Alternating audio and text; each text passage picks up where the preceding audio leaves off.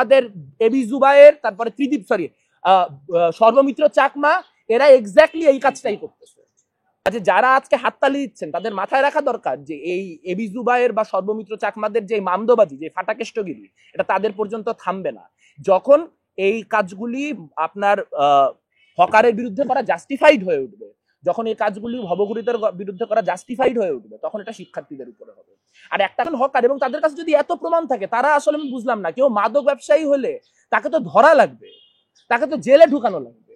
আপনি মাদক ব্যবসায়ীদের জেলে ঢুকাইতেছেন না, আপনি তার বিরুদ্ধে কোনো কেস দিচ্ছেন না, আপনি কোনো তথ্য প্রমাণও হাজির করতেছেন না, আপনি গড়পরতা বলে দিচ্ছেন যে যত মানুষ হকার তারা সবাই হচ্ছে মাদক ব্যবসায়ী, যত মানুষ ভবঘুরে তারা সবাই মাদক ব্যবসায়ী। এই যে কালেকটিভ পানিশমেন্ট, এই যে মানে কোন রকম প্রমাণ ছাড়া একটা গোটা জনগোষ্ঠীকে ক্রিমিনালাইজ করা। বান্ডেল থাকলে প্রতি সেনমানিতে টাকা বাঁচবে।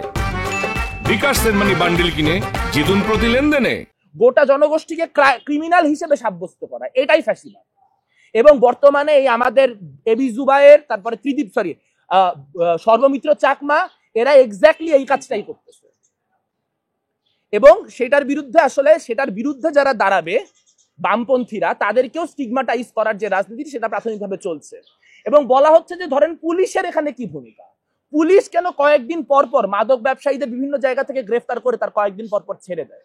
এটা করার মধ্যে দিয়ে আসলে কি ঘটে? যদি যে কথা আমাদের সাংবাদিক প্রশ্ন করলেন যে পুলিশের একদম পাশে বসে মাদক বিক্রি করা হচ্ছে, তাহলে পুলিশ কেন এটা কোনো কিছু করতেছে না? এই গোটা কাঠামোটা আদতে পুলিশ বলেন, রাষ্ট্র বলেন, তাদের মদতেই হয়।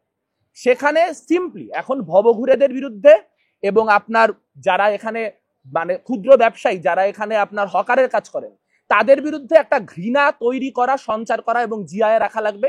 সেই জন্য এই রাজনীতি করা হচ্ছে। আজকে যারা এটাকে চিয়ার করতেছেন, কালকে এটা তাদেরই ঘাড়ে এসে পড়বে, বিশ্বাস করেন। কারণ শুরুতে তো সে শিক্ষার্থীকে করবে না, আক্রান্ত করবে না। আমরা ইতিমধ্যে দেখতেছি যে অ্যাসিস্ট্যান্ট প্রক্টর শিক্ষার্থীদের লাঞ্ছিত করা শুরু করছেন।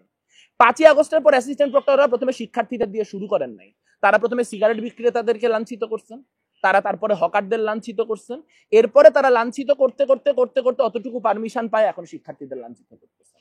কাজে যারা আজকে হাততালি দিচ্ছেন তাদের মাথায় রাখা দরকার যে এই এবি জুবায়ের বা সর্বমিত্র চাকমাদের যে মামদোবাজি, যে ফাটাকেষ্টগিরি, এটা তাদের পর্যন্ত থামবে না। যখন এই কাজগুলি আপনার হকারের বিরুদ্ধে করা জাস্টিফাইড হয়ে উঠবে, যখন এই কাজগুলি ভবঘুরিদের বিরুদ্ধে করা জাস্টিফাইড হয়ে উঠবে, তখন এটা শিক্ষার্থীদের উপরে হবে।